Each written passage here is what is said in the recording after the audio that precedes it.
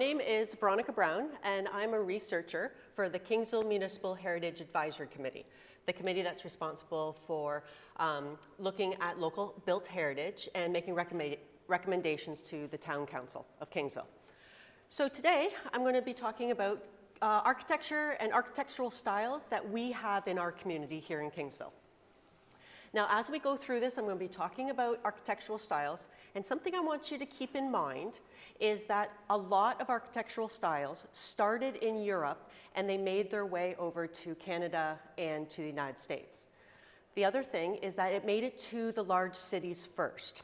So whereas, Toronto, Ottawa, the East Coast would have these architectural styles earlier, we're a small town here, so it took time for those styles to make it down to our community, and then also for the craftsmen to learn the trades for these new styles. So we're going to address this several times as far as when you see the architectural style being from a certain time frame. Our examples locally will definitely be a few years later. So we're going to be specifically talking about architecture from log homes, some of our earliest buildings, all the way to the 1920s bungalows. So the first kind of architecture, if you can call it that, or the first residences that we had were log houses. And these were, hand-hewn. These are people that are clearing the land. They've got their parcel of land, and the first thing they do is start chopping down trees and making, homes for their families. So here we have two examples. One is a log cabin that's at Heritage Village that's located on Arner Town Line. And this is a great example of what these early log cabins would look like. And we're talking 1800, 1820, even to the 1840s and 50s.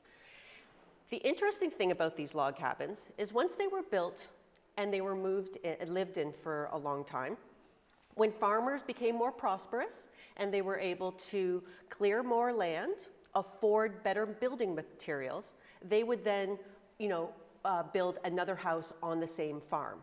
And as is the example to the right from, it's now been demolished, this structure. But this is a great example of once you build it, they weren't going to, just tear it down like we may do today. You're going to save everything that you have. So a lot of times they would build a frame house attached to it. So this gives you an example of a two-story frame house that was built, interestingly enough, built in 1884, and it was attached to the old family log cabin. And so a lot of times the cabin would turn into maybe the kitchen or the wash area or something, removed from the rest of the part of the dwelling. Now, this house, because I would drive by it all the time, going to the Arner Town Line, I had no idea the log cabin was there because over the years, it had been sided over. There had been some clapboard on it, some aluminum siding. So, if we look at an old house in the area and we kind of see a wing off the back, we may not even realize that's the original log cabin. It's not until the demolition, this house was not lived in. And so it kind of had been neglected and kind of, was in disrepair. And that's when this log cabin emerged. Now, both the log cabin and the two-story house have since been demolished, but it's great that we have this photo and have an example of these log cabins being repurposed for the new houses. So the next area that we're talking about is Regency architecture. Now, this definitely came from the UK, from Great Britain, and it originated during the period between 1810 and 1840. And this was named after Prince George, the Prince of Wales. He was later King George IV, but he was the regent because this was George III who had some problem with illness, and then when he wasn't able to rule, his son took over. And the regency kind of took on, it was a very short amount of time, but there was a lot of impact based on this prince regent. And on a grand scale, Regency architecture can be described as romantic classicism because it had liberal quantities of both the classical, think Greeks and Romans, and the romantic. Now here in Canada, we have more a scaled down Regency architecture here. And so when we're talking about residential Regency, you know, these would also be like country homes, country cabins. These were 1 or 1.5 stories buildings with low hip roofs. So a hip roof is where you have a roof on all 4 sides and it meets at the top, as opposed to just being a 2-sided roof line. And it kind of, you know, had a village or a cottage appearance. The center door is very indicative of this style. And they would have large first floor windows with small panes. The reason why we have a lot of these small paned windows is because producing glass large enough and was strong enough to be just one pane of glass, you know, that was very difficult to do and expensive. And if something broke, you're replacing the whole pane. So a lot of these early houses you see with just the tiny little panes, or lights as they're sometimes called. So this is a typical Regency home. This is on 452 County Road 20, which was a main road in the time. And this was built for Jasper Golden. And this was built between 1852 and 1854. So again, we're talking about the Regency period had kind of bypassed in the UK, but by the time it made it to Canada and then to small town Gosfield, which is what we were known at the time, we're looking at like the 1850s. And this is a great older photo of the house and Jasper and his wife in the doorway. The other thing to talk about is early settlers and early craftsmen would definitely use materials that we had here. So when you're plowing your fields and you're clearing it of rocks and stones, you're going to reuse that material in the building of your house. And this would be considered, actually, interestingly, this would be considered a refuse stone. So just like, you know, for lack of a better word, garbage stone. So just like the small ones, just packed in there. And the walls would be, interior, exterior would be these stones. So the walls would be very thick, the windowsills very thick, and likewise the doorways as well. So the next period that we have here in Kingsville, because Kingsville doesn't represent all architectural styles, and we're just dealing with Kingsville now, is the Gothic Revival. So typically the Gothic Revival would be considered between 1850 and 1870. So Gothic Revival architecture, also known, you may hear about it described as Neo-Gothic and Victorian Gothic. It was an architectural style inspired by churches and other religious structures from the Middle Ages. We'll see throughout going through these slides is that a lot of times the new architectural styles are in direct contrast with the previous one. So there's almost like a rebelling happening. So whereas the Regency was classic, was romantic, this one was very, you know, severe, and really, and the Gothic is just a response to kind of the Romanesque architecture from before. So these buildings are distinguished by gingerbread trim, and you can see on the house at 98 Division Street South, which was built in 1886, there's the trim along the front porch, along the gable on the front, off the roof line. Pointed arches were very, very indicative of this architectural style, and sharply pitched gables. So a lot of times it is very sharply pitched gables. And you can see that in the 164 Division Street South, also built in 1886. This would be a Gothic Revival home, but on a grander scale than the other one. 98 Division is wood. It was always a frame house, whereas 164 is brick, and it's a 2-story. But again, we're having the sharply pitched gables, which are the openings off of the roof line. Gothic Revival was very popular in Canada for a very long time. And in fact, you can see the picture that this was a magazine called Canada Farmer. And there was a talk about these were great homes to build for our climate and also just for our aesthetic here in Canada as early as 1864. So these Gothic Revival spanned a really long time, and you can even see that we even have Gothic Revival cottages all the way to 1902, which is on Laurel Street here in Kingsville. And then 1894. So you do see a span. Gothic was very popular for a very long time here in Canada. Interestingly, the house on Chestnut Street, the older photo, that house was built in 1900. A few years later, that house was moved and is now located on Division Street South. And so, we keep our architecture, we keep our resources. If you build it, you either convert it or you move it. We're not wasting any of our architecture or our buildings here. So the next style in the chronology of Kingsville would be the Italianate. And again, this is coming over from Europe.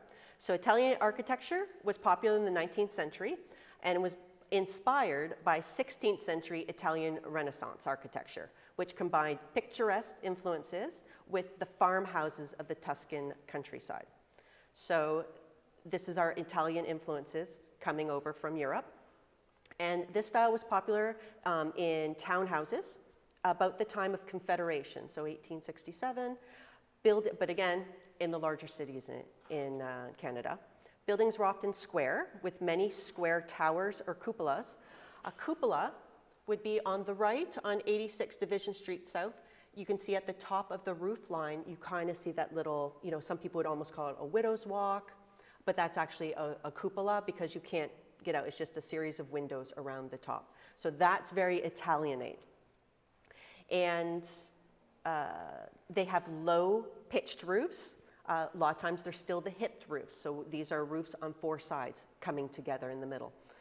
And under the wide eaves, so the eaves really come past the exterior walls, and they're prominent with decorative brackets. So it'd be interesting as you drive around town, you might recognize some of these houses that have those big brackets underneath the eaves of the roof line.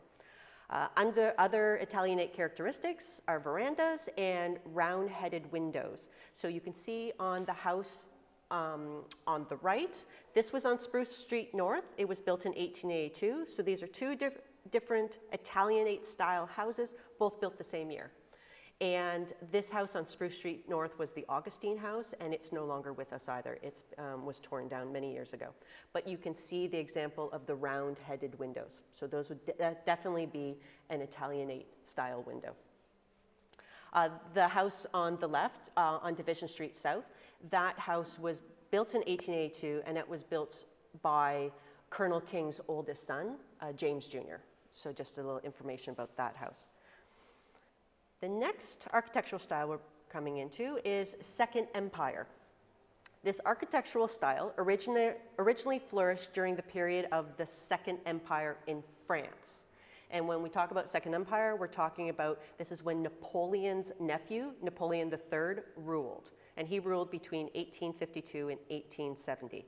So this began a new Renaissance. I think when we talk about monarchs or rulers, they're looking to put their stamp on style, whether that be fashion or architecture or literature or any of the arts. So this was Napoleon's nephew, Napoleon III. This is his stamp on the architecture. So this style is distinguished by the mansard roof, which is that roof that either has slate or even sometimes just roofing tiles or shingles on the top. Individual houses tended to be square, so these are very square houses we're talking about. The upper roof level is sometimes visible, but usually very low pitched. So on both of these examples, they're actually flat roofs here. And then, the drama comes from the mansard roof on the top. And there's a few other examples, as you're driving around town, you might recognize a couple other houses that look similar to this. Now, the Second Empire is was considered popular between 1860 and 1880. But again, we're catching up here. Both these houses were in 1888, but you can still see that it takes a few years for these styles to come down our way. Now we're coming into folk Victorian. And Victorian, the thing is Victorian isn't really an architectural style, it's an era. It's considered the era where Queen Victoria ruled. And she ruled for many, many years, ending in 1901. And so there was never one architectural style. There was different. In fact, a lot of times there are Gothic Victorian styles. So when we talk about Victorian, as a committee, and we're looking at houses locally, when we say Victorian, we're more talking about around the time that it was built. It was built during the Victorian era. And then we kind of, subdivide into other kind of architectural styles. This would be considered folk Victorian, and folk Victorian was popular between the 1870s and 1910. Again, Queen Victoria, she died in 1901, but her influence has kind of continued on, and there was a transition period. So it differs from other Victorian architectures, such as Queen Anne, which we will talk about, because it's less elaborate, and it has more regular floor plans. When we get into other Victorian architecture, it's very grand. There's a lot of unnecessary, well, some would consider unnecessary flourishes, even in the floor plan. So these would be something that an affluent businessman or affluent farmer would build here locally. And they would have some flourishes of Victorian aspects. Victorian aspect of the front window on the house on Water Street, how it's kind of the bay window with a few Victorian flourishes. The house in Ruthven on Elgin Street, it has the gingerbread on the front porch and the side porch. So these would have Victorian flourishes with it. Likewise, another example of folk Victorian would be this house on 64 Main Street East. So this is interesting because we are lucky enough to have an older photo of it, so we can see that there was even more Victorian flourishes, but that they since have been torn down or were not able to withstand the aging process. So you have, this house was built in 1884. There's the picture on the left is an 1899 picture. That is, the owner at the time was Bon Jasperson, so that's Bon and his wife, and they lived in that house. And you can see, again, that bay window on the front. But this is a 1.5 story. The earlier one is a 2-story, somewhat, maybe a story and 3/4. This is more modest, 1.5 story, and you had the really nice railing on the top, which would be wrought iron as well. And it still looks very nice today. It still keeps some of its features. This is the photo from 2019. Again, we're still in the Victorian era, and we're talking about Queen Anne or Queen Anne Revival. So Queen Anne Revival has very little to do with the English monarch, Queen Anne, or the style of buildings that were around when she reigned. Her reign was from 1702 to 1714. So a very short period, but many years ago. So when Queen Anne Revival kind of revived what was going on during her reign. It's considered late Victorian, so later in Queen Victoria's reign, and it was popular between 1890 and 1914. And these could be described as large commodious houses, 2 or more stories.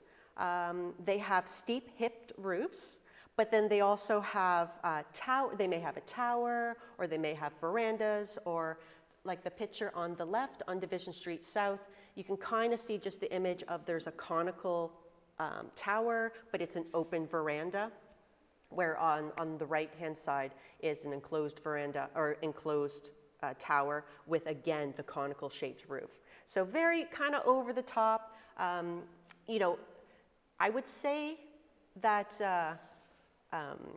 the one on the left is very typical because it's asymmetrical. There's no symmetry whatsoever with it. The house on the right, Main Street West, since it was demolished in, I think, the 1930s. This used to be next to the Church of the Epiphany, this house.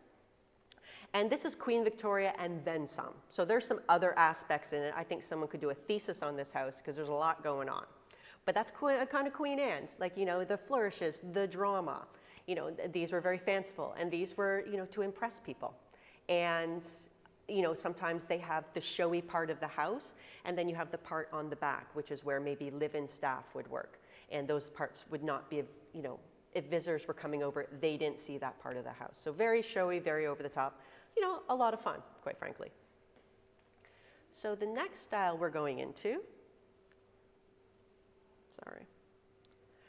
would be, we're going to continue on with Queen Anne, excuse me. And these are some other examples of Queen Anne. Even though the architectural style is considered between 1885 and 1900, we still kind of continued on with them. They were still kind of trendy.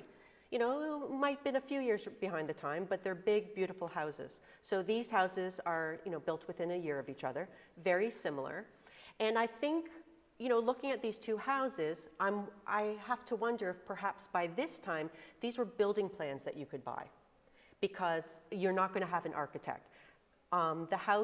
These two houses definitely had an architect that designed these houses as a one-off.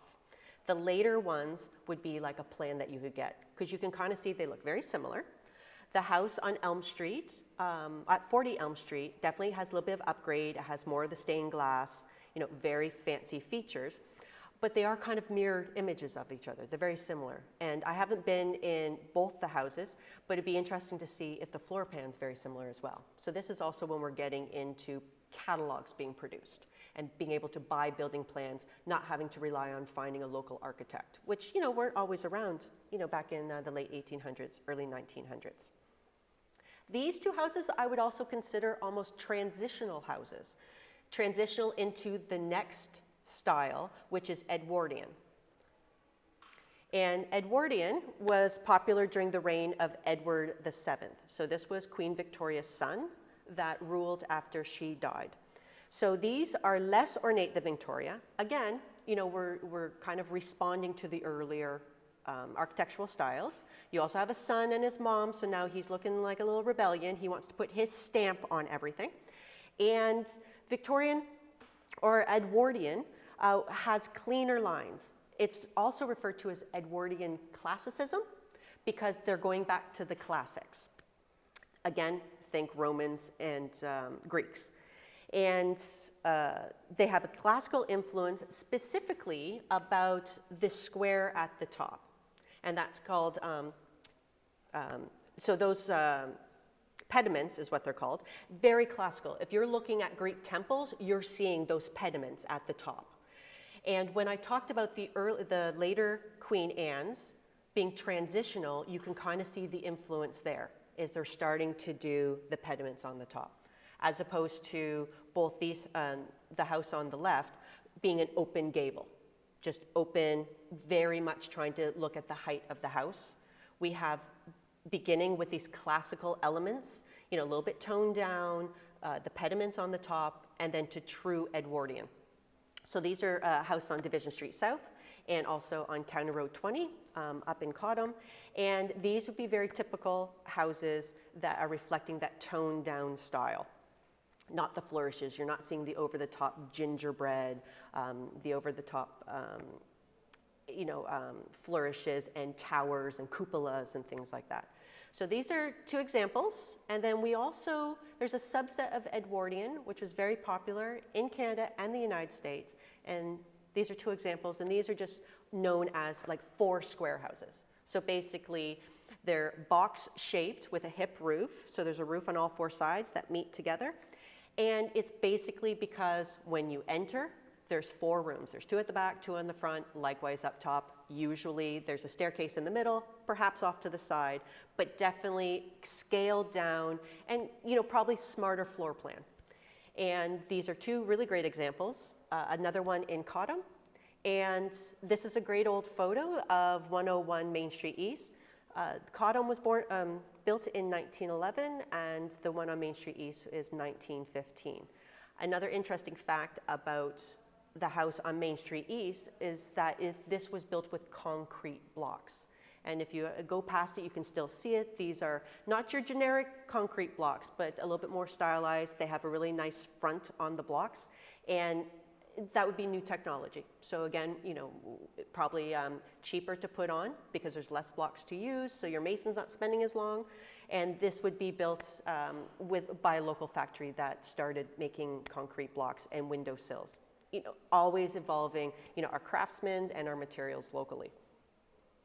So the next style here in Kingsville would be Georgian or colonial revival. And if you see here, this has been popular for a very long time, and it wouldn't surprise me that other people are still building houses that look like this. It's very popular. It's a really great building style. It lends itself to a variety of floor plans. And they're simple, they're symmetrical, and this is really considered suburban architecture. So you're not going to see these in the big cities, but these are definitely when people are moving out into the suburbs and having the space for these really grand houses. So this is one type of colonial revival. And as you see, these houses here locally in Kingsville were built in the 1920s. So later on, another form of colonial revival would be Dutch colonial revival. And this is very interesting because these architectural styles did not start in Europe.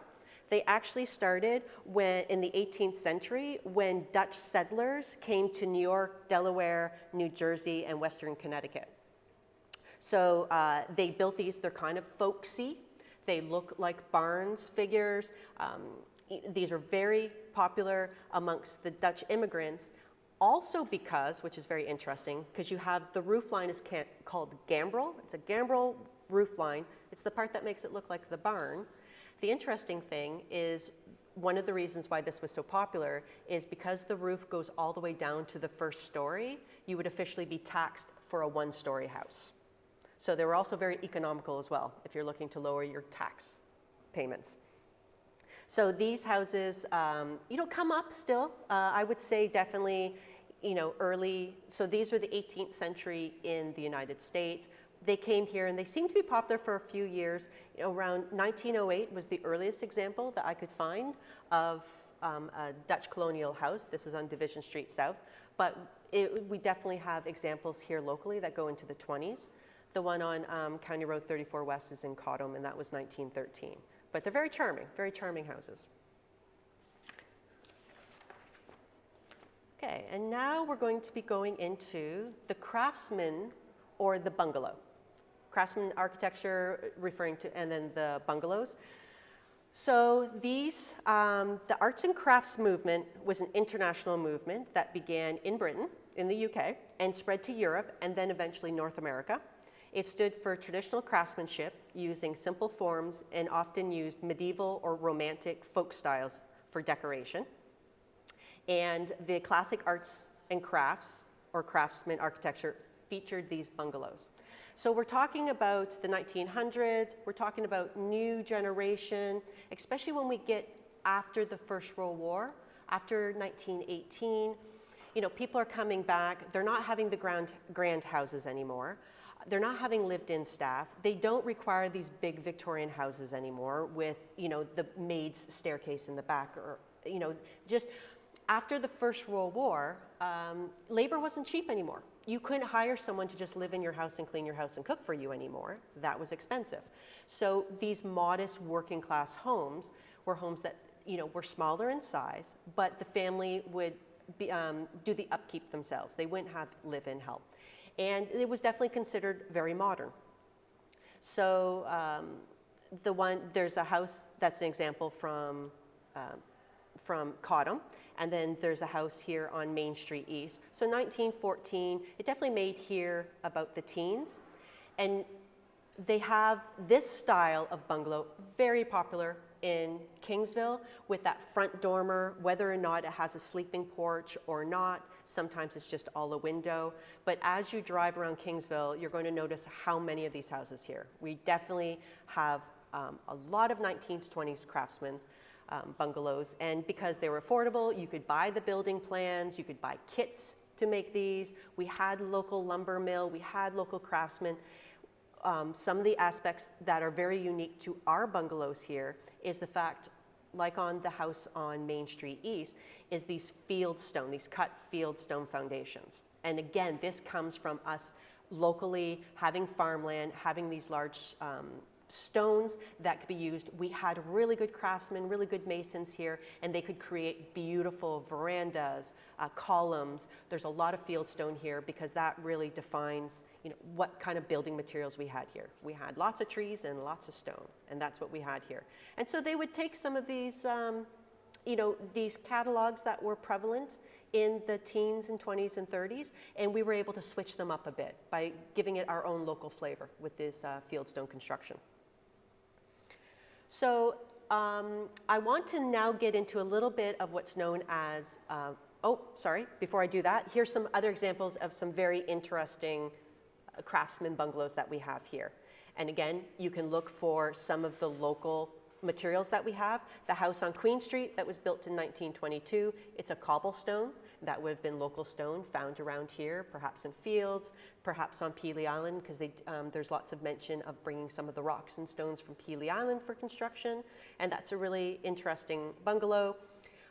Main Street East is a really beautiful one. You can see examples of this style house with these flourishes, definitely in catalogs that people were looking at and buying.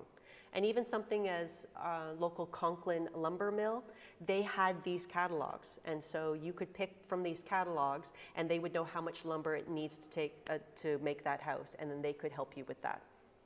A couple of other interesting bungalows, which bungalows are definitely like a 1-story, 1.5 story. You're not getting any 2-story bungalows here, very low to the ground. So we have 1417 Road 3 East. Again, that's some more local stonework. That property was part of a bigger farm, so you could see how it's possible that those stones came from their own farms as they were clearing the land. The house at 668 Seacliff is very interesting to me, because when arts and crafts movement came, and we're talking about furniture, we're talking about art, we're talking about wallpaper, we're talking about, so much is included in the craftsman movement. It really found a home in California. California was very excited about this. I'm not sure how it kind of jumped over that way, but it really was embraced by Californians. And the house on Seacliff, to me, is very interesting because it's a 1914 house, but it's very modern for that year. Like, that's an early example of a really stylized craftsman home. And I wonder if it's because the person who built it, his name was G.W. Henry, and he was a local fruit grower, and he used to sell fruit to California that he grew here on his on his fruit farms here. And he traveled to California many times on business. So I would love to know at one point if anyone could prove the fact that perhaps this is a style of house that he found in California when he was visiting, in the early teens, and brought it here, because this is a beautiful early example of this style home, and it's been kept up. The upkeep's been amazing, and it's a very special house here for this community. Something else that I want to talk about is vernacular, which is a catch-all. So vernacular architecture is a modest style of building that is specific to a region and period. It relies on the use of local materials and knowledge to construct buildings, and is usually done without the supervision of a professional architect. So this is when people are coming, they've progressed from their log houses, and they're building these houses with local materials, the wood, the stone. They don't have an architect, but we had really good builders here. And so they were able to, with the builder, kind of design these houses that don't necessarily fit within an architectural style, but it's almost like Kingsville's architectural style. This is what farmers built then. These are the materials farmers used. So we do have quite a few of these that you could call them, if they were in the Victorian era, you could call them like a Victorian vernacular, but we're just going to call it just vernacular or Kingsville vernacular. And these are very exciting to me as a researcher and to the committee I work for, because this gives you flavor of what Kingsville, what was popular at the time, which was fashionable at the time, not just what we were grabbing from magazines from Toronto and the East Coast, but what was really important to farmers, because they would definitely make this to suit their needs. So these are two examples. The house on Road 3 East, wonderful house built circa 1851. All we know for sure is that it wasn't there in the 1850 census, but it was shortly thereafter. So about 1851, again, we're looking at local stone that was used. It's part of a larger farm. It's not unreasonable to think that the stone came from the farm as he was clearing the fields. Likewise, the house on 75 Main Street West, built in 1860, which is early for a frame house to still be standing. This house is interesting. You can tell it's early because it's also closer to the road, because the road wasn't as wide as it is now.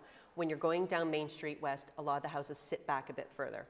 I also really like this house because it's built in 1860, very early, and it was built by George Longland, who was a house builder. So he built this house for himself This would be knowledge he has, and perhaps it was a way of being on Main Street West that people could see what could be built and what he could build for you for a price. So I really enjoyed this house because I'm able to connect it with other houses that he's built within the area. Some other houses that are typical for our local vernacular. 1666 Elgin Street. I picked this one out because it's 1879, and it's very interesting because it would be considered like, it's an early example in Ruthven. It's Elgin Street was also where the grist mill was, and there was also a woolen mill there. So this would be a typical house for the owner. So not terribly grand, but definitely a lot better than what other people would have in the area. I really enjoyed this house being of its time on a street where there was the mills happening, and a lot was going on in Ruthven at the time. Likewise, on 396 County Road 34 East, this was built in 1881. This is a very typical vernacular farmhouse for that time and for this area. We're doing 2 stories. There's usually the wing on the side, maybe a little Gothic peak in the window bay, but it's very typical here, and this would be, you know, a fairly prosperous farming family.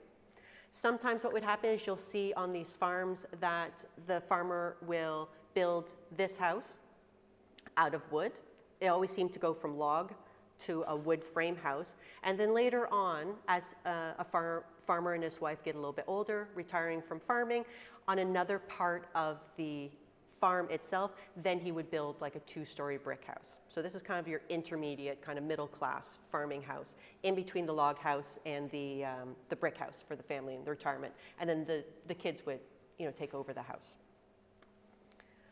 More vernacular, which would be Talbot Street in Ruthven, 1899. A little bit more broad, not necessarily a farming house.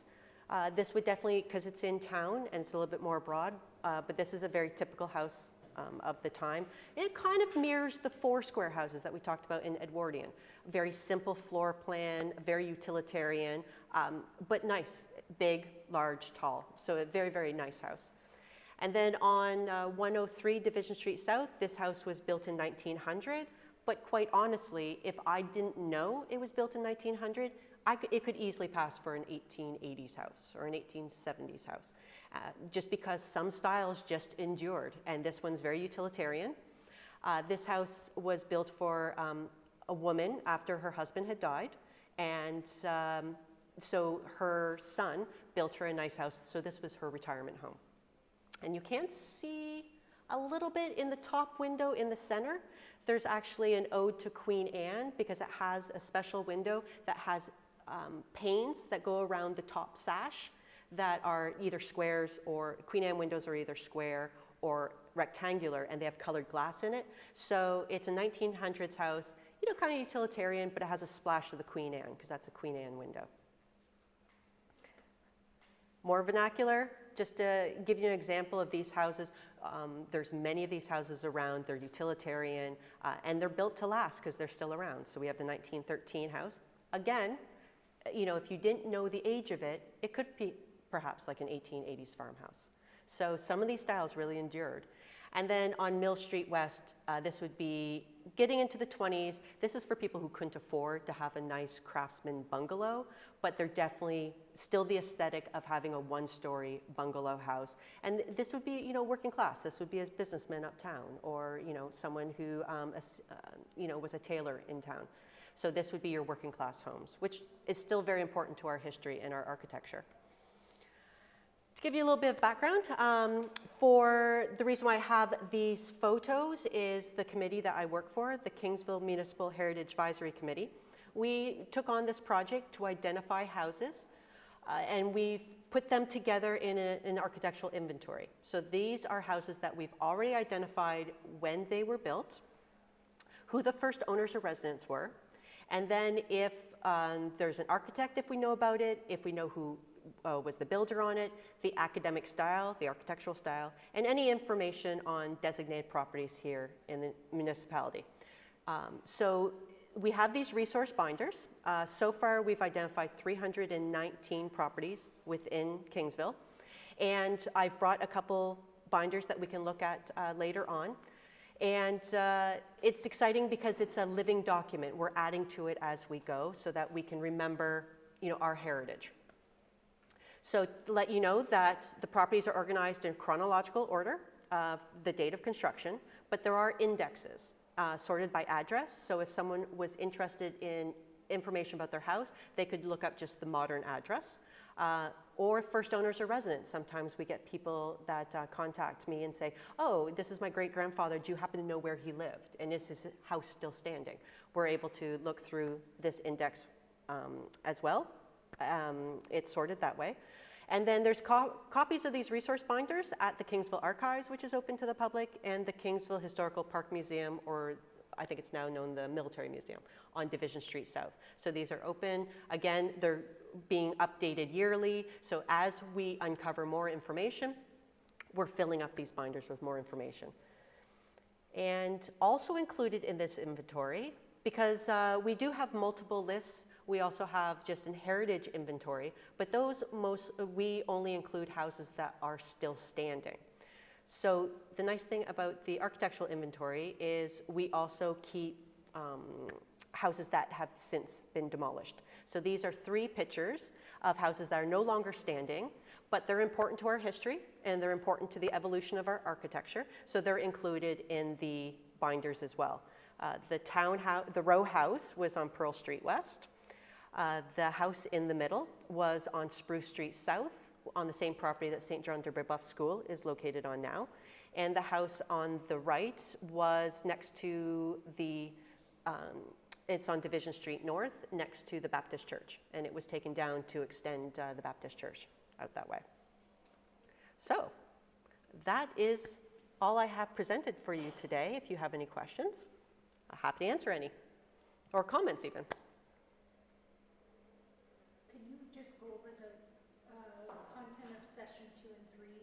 Yes, absolutely. So I'll be here the first Tuesday in April and May.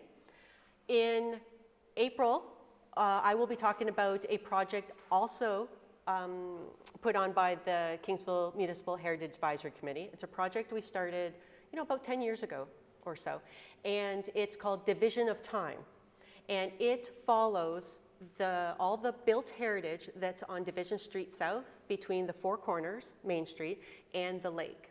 And on that road, there are 79 properties. The earliest built heritage that's still standing is from the 1870s. And on that stretch of road, or on that street, there are examples of built heritage from every decade between 1870 and present day. So when you learn the history of Division Street South, when you walk it and you learn about it, you're actually learning the history of this area, which is very exciting for it to be all condensed in one street.